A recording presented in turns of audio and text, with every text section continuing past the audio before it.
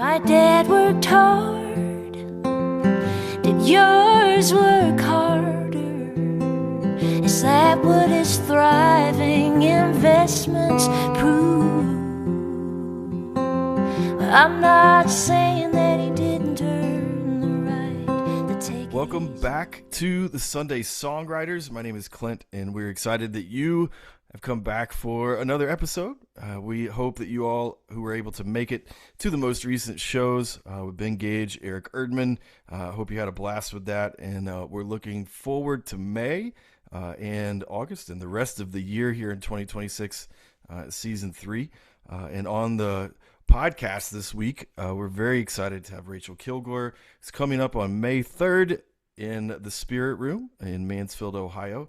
If you've never been to the Spirit Room, the Sunday Songwriter Series, please check us out. You can follow us on Instagram or Facebook at the Sunday Songwriter Series, and you can find us on Eventbrite for ticketing at Valley Media and Productions.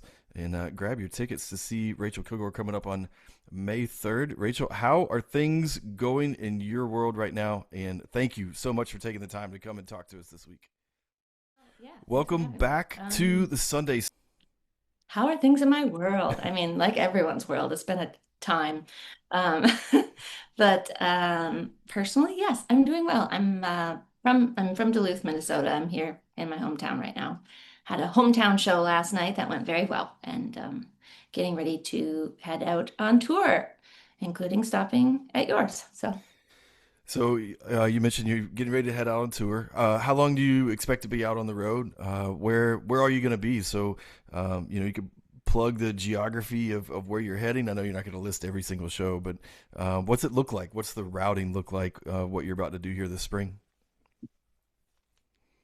Sure, it's a little messy. It's not a full. It's kind of like I'm going to be on tour for the rest of my life. That's Yeah, it's nice. not fully plotted out.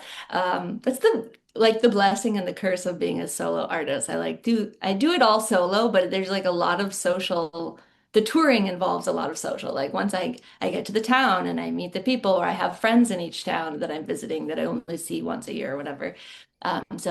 Yeah, I leave Duluth on April 30th, and we'll play a couple dates in Wisconsin, stop in Chicago for a friend visit, and then heading to Ohio. And I have another, I actually have another like house concert in Chardon, Ohio, where a friend lives. Um, and then final destination is I have friends in Brooklyn that I'm going to be hanging out with, and then playing a bunch of shows out there. So Brooklyn, Boston, Portland, Maine, upstate New York, Ithaca. I'll be around. I'll be Nice. around a lot of places. But the funny thing is I don't have a plan for when I'm coming back because I'm not sure if I'm gonna. I'm always trying to decide where or if I want to land. So We're- I've been in Duluth. Well, I mean, I was born and raised here, but I had been being very nomadic for the last few years. And then I actually got a very great, Minnesota has great arts funding, and I got this significant grant, like a fellowship this year. So I kind of took the opportunity to like land in a place and sleep in the same bed for a lot of time, for a year. And now coming toward the end of that, I'm considering being on the road again because I love it because I love it. It feels like um, it really fulfills a deep sense of purpose for me to like take whatever's going on in my mind and share it with people and connect with people. And when I am not doing it enough, I don't feel well. So I think it's good to just like keep going, keep it up. so let's talk a little bit about the fellowship. I want to come back to touring and the trek and that idea, but uh, I want to hit on that support for the arts that you're mentioning in your home state, because I think that is a beautiful thing. I think there's other states that do that very well. Can you Mhm. talk a little bit about that for others who might not be familiar with what types of fellowships or grants or support for the arts you might be able to experience there? Oh, sure. I mean, yeah, it depends on the state. Most states you'll have like an arts board, a state arts board, um, sometimes like regional arts board as well. I think when I first started like becoming aware that that was a thing when I was younger. Mostly focused on regional, like northern Minnesota specific grants. And then there'd be, smaller, there's like a smaller pool of money that they're drawing from. So it'd be like emergency grants if like something came up or you had to like cancel shows because you weren't feeling well, or they have like tech grants where I think I upgraded a laptop once, or different sound equipment that you can do. Or they'll most often those kinds of like state or regional arts board are supporting projects. So you'll propose a project, they'll give you some funds, you'll execute the project, and then you'll tell them all about it. And I do like to say that like as an artist, grant funding can feel a little bit like a gambling addiction for your dreams. Right? Like, they like make it sound really good. We want you to just think big. Think of what would you do if you finally were financially secure? What would you really love to do if you could pull out all the stops and then you put all your best ideas in there and you make it sound really good and then you never get it. And then every once in a while you'll get it. No, you don't never get it, but it just feels like there's rejection involved. Obviously, they can't give a grant to everyone, but you kind of get used to not getting it, and then they'll give it to you, and you'll be like, "Oh no, what did I say I was going to do? What did I promise I was going to accomplish this year?" And you have to kind of go back and like, "Oh yeah, that was a good idea. I'm gonna go do that." So yeah, that's usually how it works in most of the states. In Minnesota, the fellowship that I got this year is like a private foundation that runs the McKnight Foundation in Minnesota. Has these like mid-career artist grants for all these different mediums. So they're a really great resource in our state, but other states have that as well, and national ones exist. I think it is a really, I'm also half Canadian. And though I've lived in Minnesota my whole life, my dad was Canadian. And so I've like toured up there and I do think Canada and many other countries around the world are like a little bit better at this. The United States has this idea of like competition creating excellence, which in some ways has been true, but then it like as an artist, as a musician, it's like I always say like your options in the United States are like either become Taylor Swift and what the hell, why are we giving one human that much money? Or you could starve. And these are our two options. And I do feel like I have a lot of friends in Canada and in Europe who are artists who are able to have just like medium-sized careers that they can handle. And maybe they have a little bit of a team, but they can still grocery shop for themselves. They can still like go out and be humans, and they can also pay their bills and save a little money. And that seems a lot harder to do sometimes in the United States. And I think arts funding is a big part of that, whether it's funding that goes directly to artists or funding that goes to support venues who can then pay artists for the work that they're doing. I think that whole ecosystem, it's really important that it works well for everybody. I just said a lot of words. I'm sorry. No, it's absolutely fine. I think there are a couple of thoughts on that. I was imagining when you were talking about the grant, like writing a grant. Can you imagine being a grant evaluator and you're evaluating artists' grants? Like the story, I have a storyteller writing me a grant application. And then, hmm Yeah, it is really hard. I mean, it's similar to, well, it's slightly different, but I've also done things like songwriting contests, Mhm. which like, when it goes well, it can be a really great, like it helps the visibility. Like people hear your name a little bit while it's happening and you're like grateful that you did it. But while it's happening, it feels so gross. Just like, I don't think we're supposed to be competing with our feelings and like our subjective, just like expression of life feels like this feels bad. I don't like it. Thanks for choosing me, but also I don't like it. I get- when did it become a competition, but it's necessary at the same time? I understand.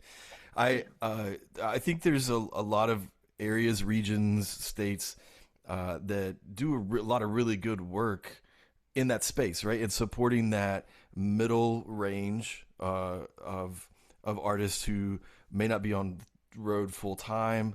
I grew up in music in Athens, Georgia. I've talked about this quite a bit. So that was, from a young age, from 18 for me, that's kind of where I like kind of lost my way in getting my college degree, because I found out that I could make $50 or $100 play a drum set or guitar somewhere. And then I was like, I want to go do that. And the community was very supportive of that. We're like, we're all trying to do that, right? And it was kind Yeah. of an adventure. But I think Minnesota and Wisconsin and Louisiana and pockets of Georgia. I think there's pockets of it all over the country. And you obviously got Austin, that where you've got that collective, and it's very, very supportive. Um, Mobile, I've had a lot of artists in the series from Mobile, and it's I think it's growing. That mid-range artist that you're talking about, Yeah. we're able to make a living doing this. That with the resources you have to market yourself, it seems to be getting more and more viable as a way of living. Is that a fair Yeah. statement?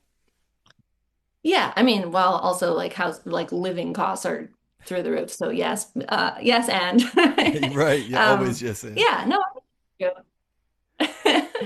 we're never gonna win.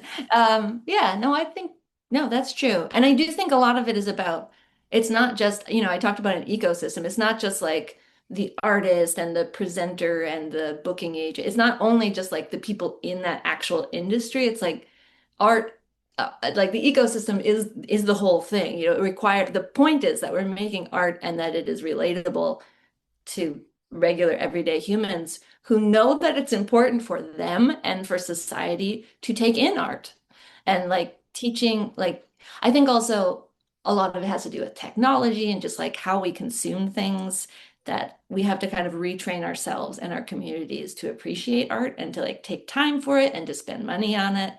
I just played a show in Appleton, Wisconsin, which is such a great little town. It's about the same size as Duluth. I think let's see, not Duluth is like 90,000. They might be like 70 or 80,000. Um, but kind of a similar vibe, but they have worked so hard. They have the Mile of Music Festival, and they have worked collectively so hard to become a music town, like a destination. The festival is sponsored by a bunch of different businesses, and they treat artists so well, and they have since the beginning. Just like everybody's put up in a hotel, everybody gets paid. They have massage therapists, they have free like dental cleanings for people who don't have dental insurance for the artists, which is like, I mean, it's a lot. But even more, like the most important thing is that the whole town is into it. And like all weekend long, people are playing, like you can walk down the street and each different place is a venue. You're playing at a dive bar, you're playing at a church, you're playing in the library, there's all these different places are venues, but the whole town has been taught how to listen to a song. And they all know that this, like, the point is, we're not here to drink and talk over the music. We're here to just like, somebody made something, and that's extraordinary. And we're here to listen to it and like really take it in and possibly be changed by it, and have a good time. And I think it's not impossible. Like that wasn't something historically they were known for as a town. Like they all learned together. This is how we do it. We have this festival. They have like concert series throughout the year, and they get like really big names coming through, people coming back again and again because it's a great show that it's like feels good. People are happy to be there and appreciative. And I don't know. Yeah. I would love to see that happening in all of the small towns across the United States. When And I I think it's when I mentioned Wisconsin, that's specifically what I was thinking of. My friends, Ordinary Elephant, were Mhm. here in the Sunday Songwriter series, and they were telling me about that. They were either on their way there or coming back. I can't remember. And it's Oh like yeah. what you just described, like a Disneyland for songwriters. Like I remember, like walking out of, a lot of places I played where I was just grimy and feeling underappreciated. And that event is the exact opposite of that, right? It's a 3 day, Yeah. or I don't know, however long the festival is. The exact Yeah. opposite of that. Yep. Very cool. Yeah.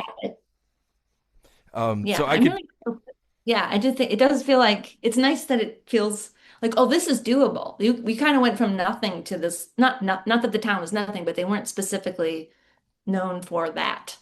And then they decided, a group of them decided this is going to be our thing. And they like put money and time and energy into it. And they like brought the whole town along with them. And I just think we should do that about music, about all kinds of art, because I think it might help fix some things. that is one of the goals of the Sunday Songwriter series. I've my inspiration was from a venue called Eddie's Attic in Duluth, Georgia, and I have a very appreciative audience, very attentive audience. I say we joke now that we're the congregation, and it's our goal is to really make the artist comfortable, so that you have a space to share with us what you have created, and that's really the goal. So we're excited to have you on May 3rd. I could talk about the business forever. I don't want to. I want to talk Yeah, about okay, let's talk about Rachel. Let's talk about the music. Um, I sure. get I can go down that road for a very long time, but that's not why most listeners are here. I don't believe so. No, they Um, aren't. Sorry, we've bored them. no, it's okay. Let's talk about your art. Let's talk about the most recent album. I'm kind of fascinated about how your music comes from such a most recent music comes from such a personal space, family oriented space. That's somewhere that I have tried to write from for years, and it's very difficult. It's very difficult to be honest about that stuff because you're putting it all out there. Can you tell us a little bit about that work and that process for you? Yeah, I think probably as I've gotten older, it's even more so, but I think I've always been drawn to writing songs and singing about the things that are hard for me to talk about.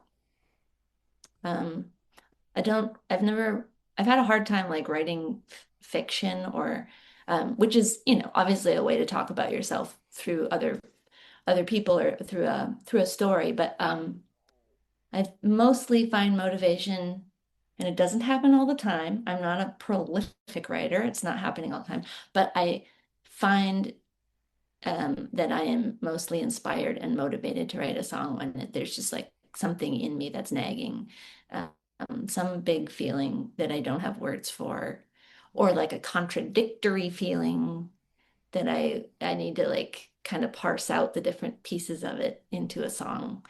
Um, or in the case of my dad, it was like there's a lot of hard feelings. Yeah, it just was on my mind a lot. Obviously, I think parents, just anyone dying who's close to you is strange, but parents especially, I think, bring up a lot of questions about our own being and our own mortality. And so just it was on my mind all the time. And so when something's on my mind all the time, I tend to write songs about it. Um, We gotta. Makes me Uh, feel better. And it also makes it feel like such a waste to have all those things inside of me kind of eating at me. And then when I can take them out and give them to other people, it feels like less of a waste. yeah, and get that stuff out. So my father loved me was is 2023 is when that album came out, right? Okay. Mhm. There's a couple of lyrics in listening to that album that really struck me. The imagery of it struck me, and I wanted to just talk through a couple of those if that's okay with you. So Yeah, for sure. Go for it. these are like real small snapshots. So forgive me for picking it apart. But Right. there's my dad worked hard. There's a line that says late for dinner every night. And I'm gonna stop. I'm just gonna leave it at that one.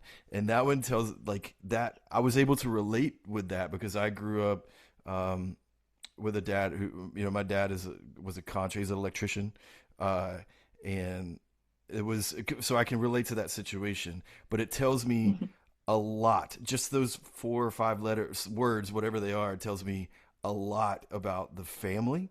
Like I can see the dining room table. You know what I mean? Um, and I think that's such incredible, powerful imagery. And there's a lot of lyrics and a lot of tracks on this record, but to be able to set, no pun intended, to be able to set that table that way is pretty strong. I think that's pretty strong. Thanks. Thank Um, you. Yeah, I do. I don't know.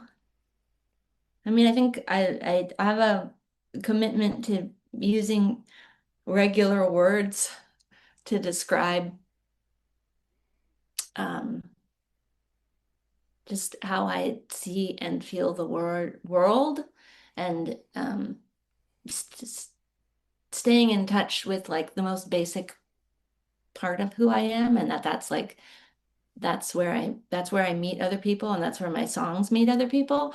But I do feel like a little out of control of I think it's interesting to talk about songwriting because I actually once I've allowed it to happen, first off, I feel like I do so much to avoid songwriting. Like I'm terrified of it.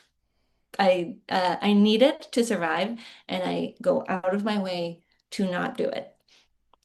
Because I think writing usually I land somewhere that I'm scared of. I like start out like this thing's bugging me, and then I say some word, and I'm like, oh God, where's my therapist? Like I wasn't ready to say that out loud, and it can be really hard to keep coming back again and again. And it's so rewarding and addicting when you get it, when you unlock something and you're like, oh, now I get it. And also that was so scary. I never want to do it again. But I have to do it again. If I don't do it again, if I am I even like, why am I on the planet if I'm not going to do it again? It's a very strange relationship I have with it, but totally interrupted myself. What I was trying to say is when I allow myself to start songwriting, I think it often starts from like a very basic storytelling, like these are the facts, this is the scene that I'm seeing. And then there's something that happens that is outside of me. And often those moments when I feel an unlocking, it's like some word, I'm just singing stuff. I'm just saying words. I don't even know. This rhymes. I'll just like say stuff. And then exactly the right word will come and I'll be like, oh no. That's it. And then I'll be able to puddle at my kitchen table because I found something. And so it's actually strange to take credit for it or explain it. The ones like the real the parts that I'm most proud of in songs don't feel necessarily like mine, but they feel like little gifts that kind of landed in my lap. And now it's my job to keep sharing them, I guess. I think it's fascinating hearing people different styles of writers, different it's extremely personal. It's different for every single human being who does it. And then but you have the people who want to do it, the writers who want it to be very commercial, and that's what they do. They work at it. They wake up and they say, I'm gonna, I this is my job. This is what I do. And I'm not discounting that, or does it make it less artistic or anything in my mind. And then I can relate to what you're saying, and like I have to let it happen to me. If I go try to make it happen frequently, I create a barrier for myself, which tells me Yeah. that I'm not a commercial songwriter. I will never be a commercial songwriter because I just don't think it'll happen. Yeah. But I think a lot of times when you back away, you want to get in it, right? I'm going to do this today. I want to experience this right now. Or sometimes you just go, this is happening and I have no say in it. Mhm. Right? It's going to happen. I think Yep. it's a wide range of experiences for writers. And Yeah. it's so fascinating to me to talk to people about it. It is. I agree. I think so. I have so many of my friends are songwriters, and I love, it's funny because I have to get so far inside of myself to write the song. Um, and I'm so actually quite protective of myself and afraid of the intimacy of letting people see the process that I do not like co-writing. And it's a thing that like within the songwriting world, like if you want to move to Nashville, you could be co-writing every afternoon for the rest of your life. And some people really enjoy it, and it's like actually my greatest fear. I don't ever want to be put in that situation. I cannot not. But I really respect the people who can. But I do have so many friends who are songwriters, and I like to just like let's go for a walk and talk about what we're thinking about that might turn into a song. That's the most interesting thing for me. It's just like let me bounce this off of you, and maybe I'll like come to some conclusion that I haven't thought of yet, or like some new direction to go into it. I love that. I love a talk about the song, but I don't want to actively write the song with you in front of you. I can see that, and one of the things for me too is uh uh one of the funny things about it is catching it wherever you are, right? Like if I'm in my car, sometimes I'm like, no, not now. This cannot happen right now. Like I, I I don't want have to do. anywhere. Yeah. I want to experience this, but I Yes. have to go do this other. I have to go coach this flag football game. Like I can't write this right now. You know what I mean? I have so many voice memos and I'm not an organized person. They're all just the numbers. They're like voice memo 568. I don't know. I have no idea what's on there, but I should probably go back and check them out someday. Yeah, If it's meant to be, it'll come together sometime. I'm going back and listening to some and thought to myself like, who was that? Like, what was Yeah. It is. It's what? the most embarrassing form of like a diary. You like go back and read your childhood diary and you're like, ooh, ooh, there's a reason I don't call right. This is so bad. This is so very bad. I actually said that out Don't loud. say those out loud. Yeah, I know. But you can't get to the good stuff without saying the bad stuff out loud. That's just how Right. it goes. Um. Sadly. Anyway, yeah, I am really proud of that record and the things about my dad. My dad was a contractor as well, like did smaller jobs, mostly by himself, but he had some, he'd hire on other people, but he did a lot of work by himself. And often, his coming home late, like so many laborers, it's just like you work the hardest job and like are, not compensated as well as some other people in society. But my dad had this tendency. I don't know that I knew him very well, but I do think the things that I knew about him was that he had a very strong work ethic, and more often than not, he was late because he was helping someone for free. Like he was working and he was not on the clock. He was always doing extra stuff or like helping, especially like single old ladies. He would often there was a woman in her 80s who lived alone, and he would often be like, I just gotta fix her dryer vent. I just gotta, I'll be back, and which is so lovable about him. And yeah, I like those little memories of his little sunburnt self and his dirty hands. And um, yeah, I think writing the songs was on one, it was like a way to memorialize him, but it was also a way to get to know him in ways that I didn't when he was living, and a way to challenge, I guess, the limitations of our relationship. I find that very interesting that when people, I think it's a lot easier to love people when they're dead. I think Um, they're there's a. just like, or you can put them in a box, you can like forgive them, you can accept whoever they were. You don't have to have any expectations for getting better. And Um, I think too, a lot of those moments. I was thinking about this in preparation to talking to you, and in this kind of writing, right? This kind of storytelling, and I was thinking that sometimes you live it, right? You live it once, but when you go back and tell the story, I've found this when I'm telling a story to somebody, just sharing, an experience, not necessarily writing a song, but if when you go back and you write about it or you tell the story and you live it again, uh, you're able to experience it in a way that doesn't have a next event, right? Like you lived that moment and then you went and you did something else. Then you went, this happened that day, and then something else happened right after it. But when you go back and tell somebody about it, you're really in it in a way that you weren't the first time.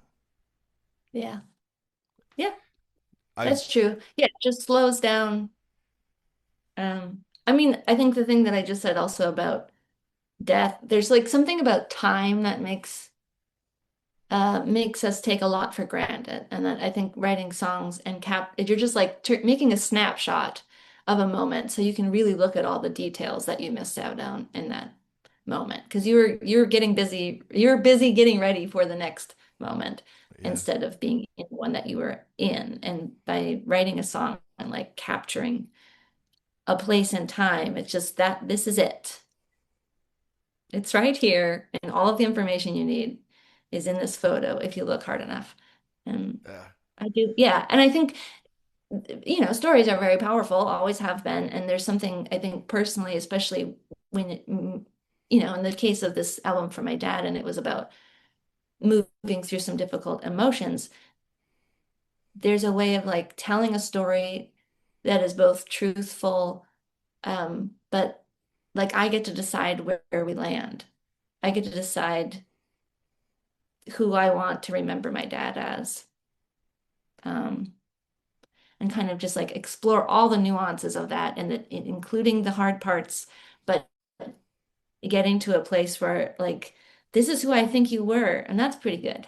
And instead of just ruminating over what I didn't say, what I didn't forgive you for, what we didn't resolve, or like the ways that I'm like you and I'm not like you, the ways you frustrate me, that I can tell a story that I can live with and then move forward in my life and kind of carry you with me in this way. So I'm gonna mention one more lyric, but I want to ask a question first. Is it a pretty large family? How many brothers and sisters? Or I have a brother and a sister. okay, so I grew up as an only child, and the next lyric that really struck me was, "And my skin is too sensitive for my family," or my skin is too thin for my family. Uh, and at first, I didn't. It really caught me, and I really thought about it. But I don't have any brothers or sisters. And then I started thinking about my children that live in my house, and I was like, "Oh, now I get it. Now I understand." I didn't Siblings are a blessing in the curse, aren't they? Yeah, I thought that was such a very powerful lyric.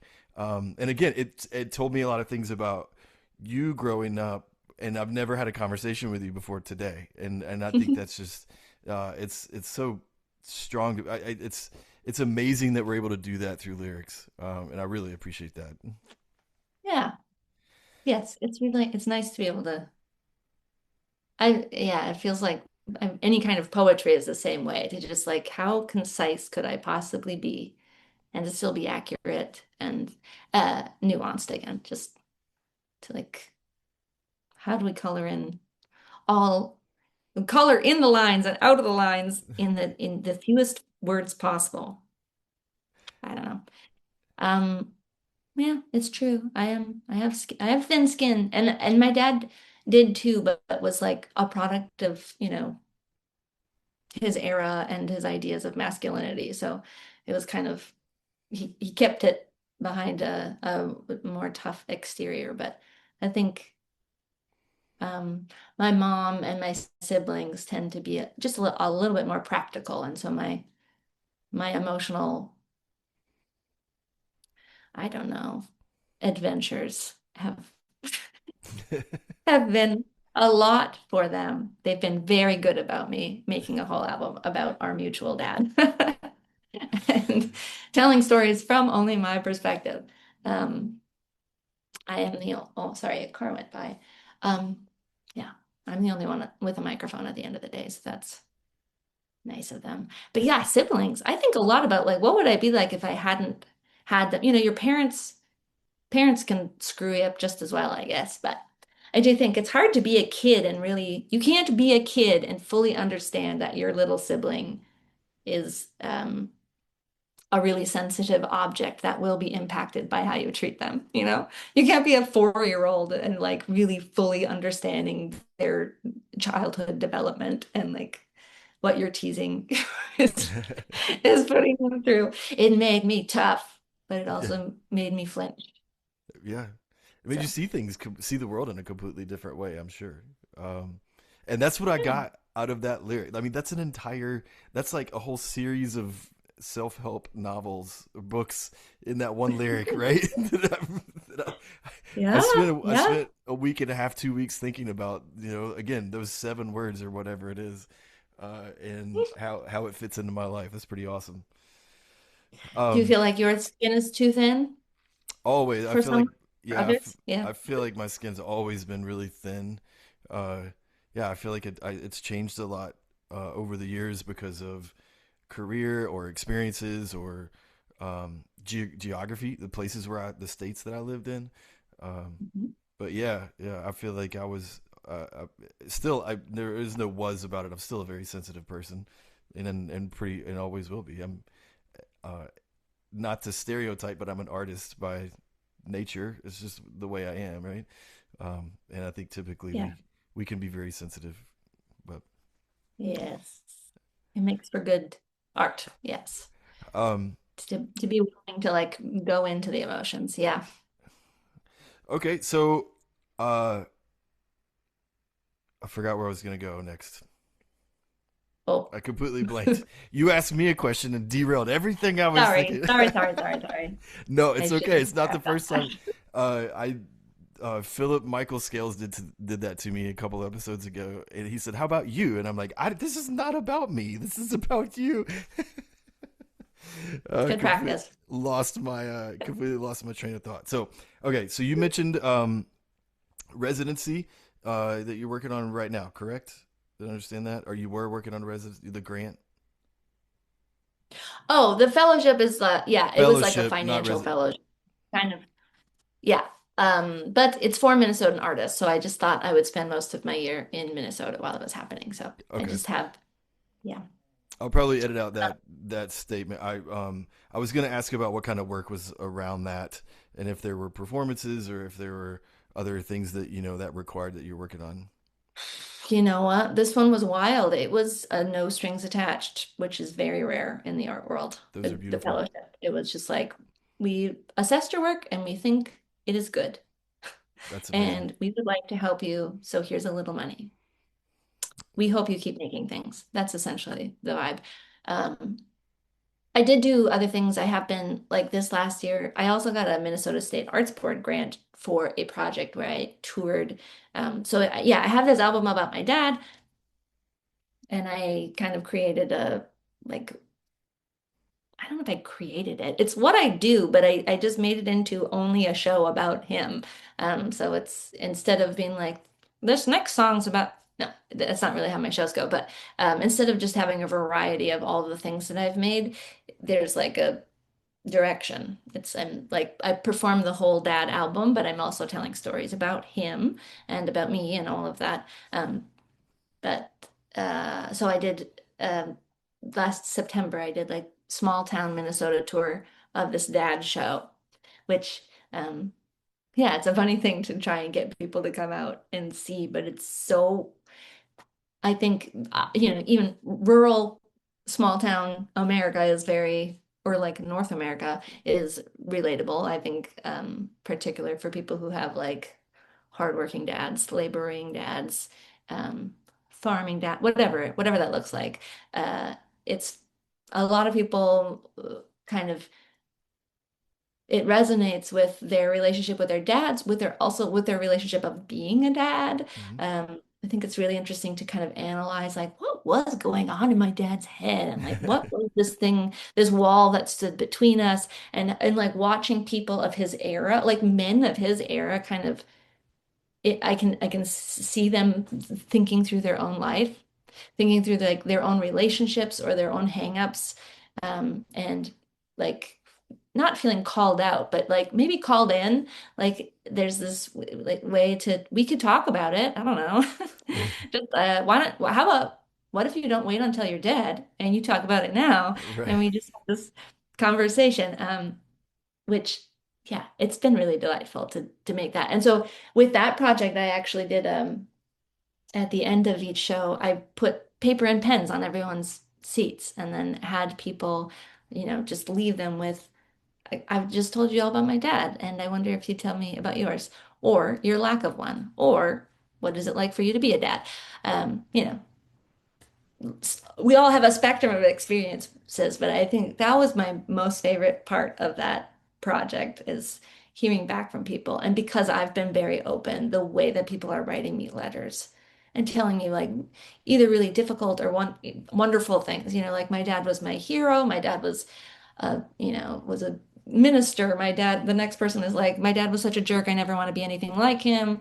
And that inspires me, just all over the map, but Right. really, um, just introspective, people being brave enough to kind of like look inside of themselves and not just say like, yeah, my dad was fine.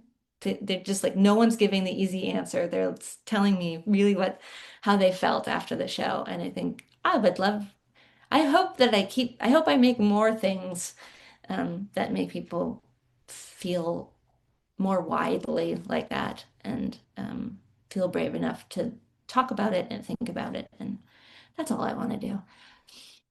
Well, it's noble work. It's incredible, and that was what really drove me to create this series. Right, I feel that so passionately because I wanted to do it. Right, I wanted to be the artist to do it, and I wanted to make sure that there were more spaces, or at least there was a space in my little corner of the world where people could go and experience exactly what you just described. So I am excited to have you here in the Sunday Songwriter series, and it's coming up quick. So May 3rd, you'll be here on that Sunday evening, and you're hitting the road pretty soon. So Gotta pack up the car.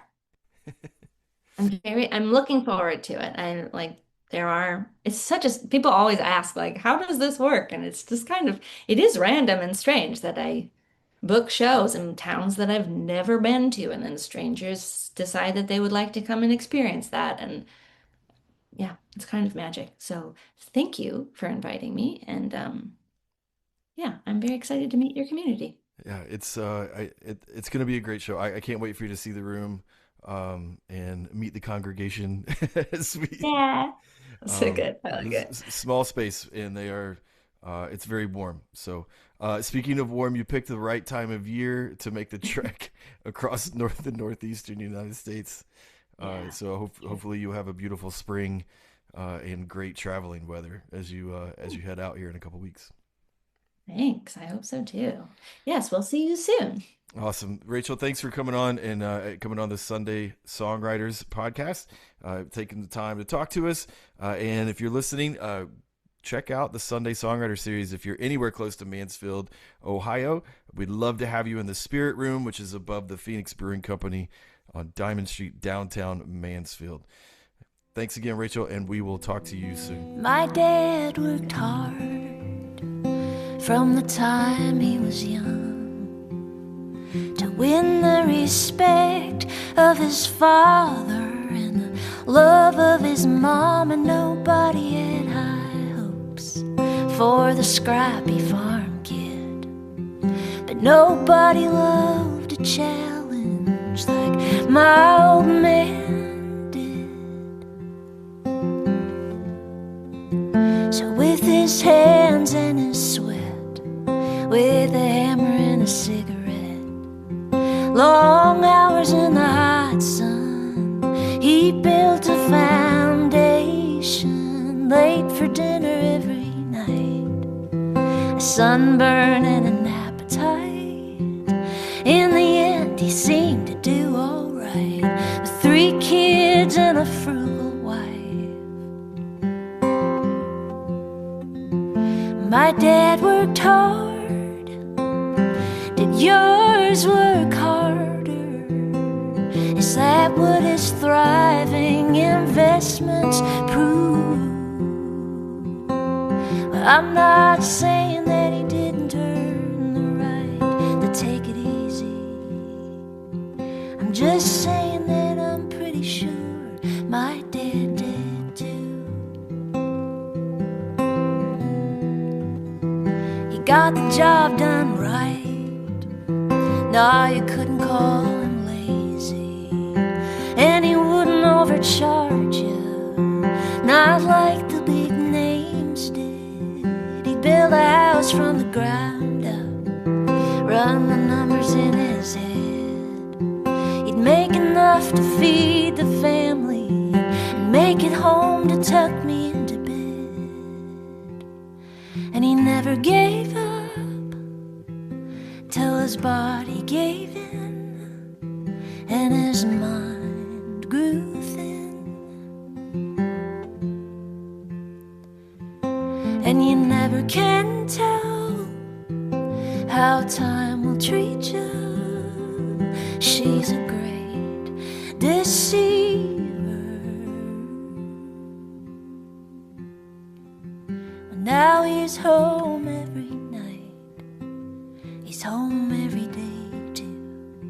He needs help getting out of his chair and can't remember how to tie